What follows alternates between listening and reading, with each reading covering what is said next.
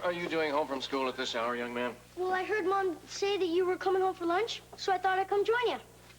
Even you walked in that cold out there? It's freezing.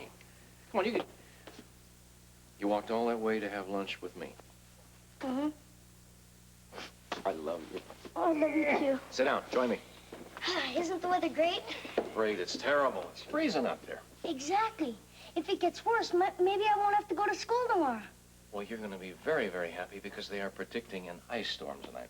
All right. Is that the mail? Yeah, I forgot to give it to you. Maybe you won't have to go to work tomorrow either. Oh, that chance of that happening for me. Well, then I guess being a kid isn't all bad, is it? No, it definitely has its assets. Hey, if you're going to go with me and you want something to eat, there is an extra sandwich in the refrigerator. Okay. Oh, but can I have that stamp when you're done? What stamp? Well, the one on the letter. What letter? The funny one? Mm-hmm. Sure. Hey, that's from Luke and Laura. Wow. Would you get that sandwich? Come on. I don't want you being late. It's freezing out there. Mm-hmm. We just got a letter from Luke and Laura. Oh, where are they? They are in the Himalayas. Oh, you're kidding. Oh, no, I'm not. Listen to this. The beauty of the mountains here is indescribable. We've heard about an ashram. That's like a Buddhist retreat house even further up in the mountains. It's supposed to be exotic, mystical, and remote. Exactly what we want. I don't think you'll be hearing from us for several weeks. Luke says he doubts that they have postcards, but if they do, they will send one. Both of us are well and very happy. We think of you both often. I don't think they think of it that often. An ashram. Uh-huh. Doesn't that sound romantic? I like the remote part even better. Oh, yeah. Be kind of blissful, wouldn't it, to be able to go away? You can say that again. Hey, how come you're not at the hospital? Gee, because this is my lunch hour and I want to get some de-icer. I don't like the sound of that weather coming up tonight. Yeah, it's gonna get worse. I hope Lesley checks out early. I do too.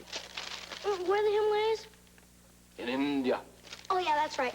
Hey, wow. Would you help me find that on a map? Well, maybe later. But you see, your dad needs to take a nap, and you need to go to school. Why don't you try to get 40 winks before you go back to the hospital? Ruby, I'd love to. There's no way I can. I have a consultation, and I'm also on call forever Scorpio for the, who cares. You mean the big fight with Mr. Brock? You know too much. I'm not going to have you walk back to school. I'm going to drop you off on the way. Wrap that sandwich up. We are going together right now. I'm going to start the car. Okay. You bundle up and button that up. It's freezing outside. Thanks, Ruby. Hope things go well, Rick. Thanks. Come on, Now, guys. make sure you're all buttoned up. Got your scarf, sweetheart? Okay. Right here. Okay, button that coat up. Here's your sandwich. Bye. Why couldn't I have been born in the temperate zone? Cold out, huh? It is not cold. It is freezing out there. I don't remember last winter being this bad. Do you?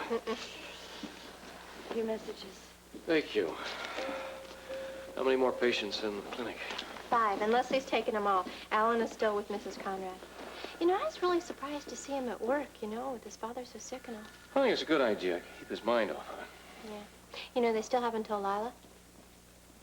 Well, I don't see why they should. Her health is delicate enough as it is, and the way he's improving, maybe they can tell her when he's in a lot better shape. You know, he's really kind of cute.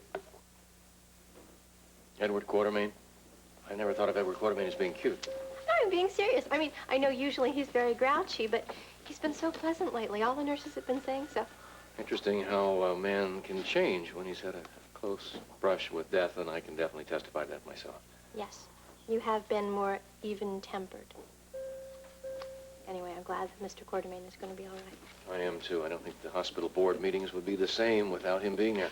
Bobby, would you call CICU and tell him I won't be there for at least another 10 minutes? I want to finish these files and sit and finish my tea over in the lounge. Sure.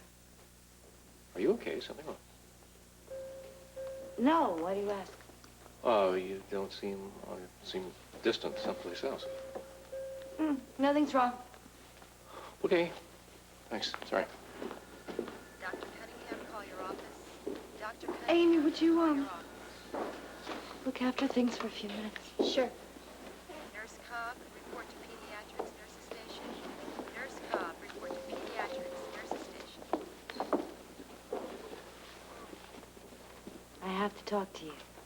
Of course, Bobby. There's something wrong. I wasn't sure whether I should tell you, but I just can't keep it to myself anymore. Please tell me, what is it?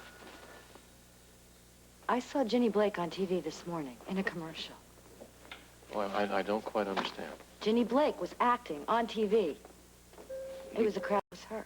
You're telling me she is an actress? Looks that way. Are you sure? I'm positive.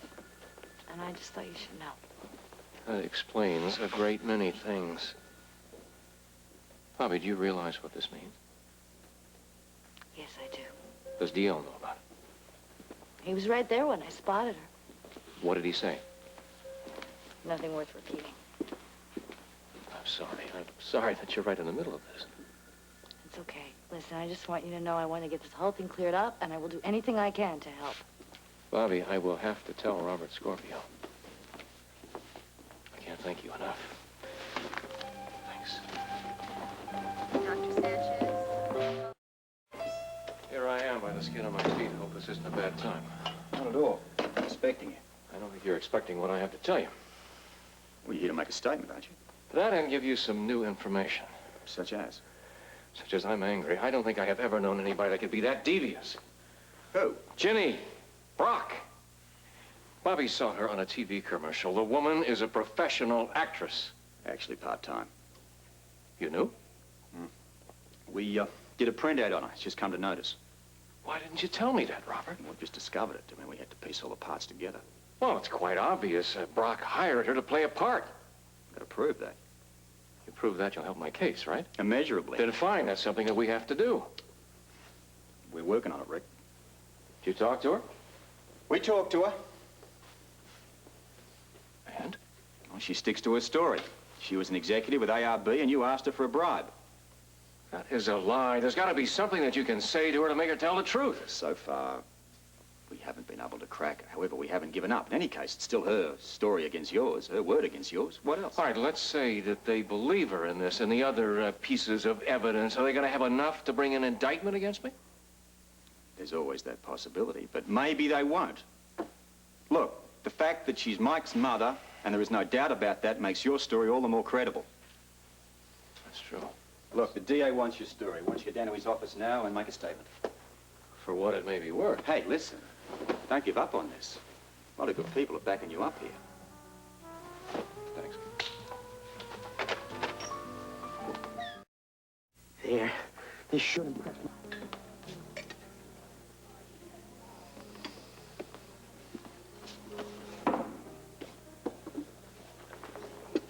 I don't remember asking you to join me for dinner. You didn't. Got nothing to say to you. Why not for once you just say the truth? Look, your wife was here a little while ago chewing me out. I just about had it with the Webbers. Well, I have already had it with you, lady. Right? How'd you find me? Oh, it's very easy. You told the desk clerk told me. You shouldn't do that. Maybe he thought I was your agent. My what? I happen to know you're an actress. What are you talking about? Police also know you're an actress, and I believe you will realize what that means. Why don't you tell me?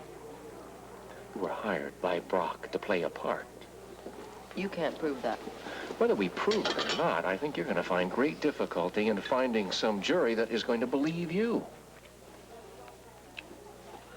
How can you sit there so cool when you are talking about destroying my entire reputation? You're a grown man, Dr. Webber. I think you knew what you were getting into.